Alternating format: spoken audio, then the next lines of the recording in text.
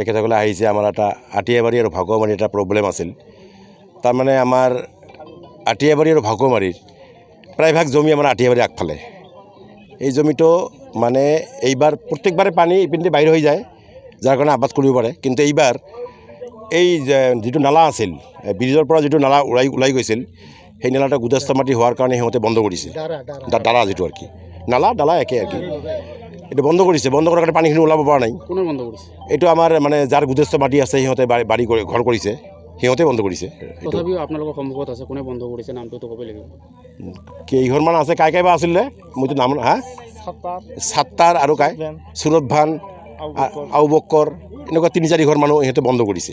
বন্ধ কৰাৰ কাৰণে পানীখিনি ওলাব পৰা নাছিল, যাৰ কাৰণে এই মাটিখিনি কমপ্লিট মানে এতিয়া পানী ভৰ্তি হৈ আছে।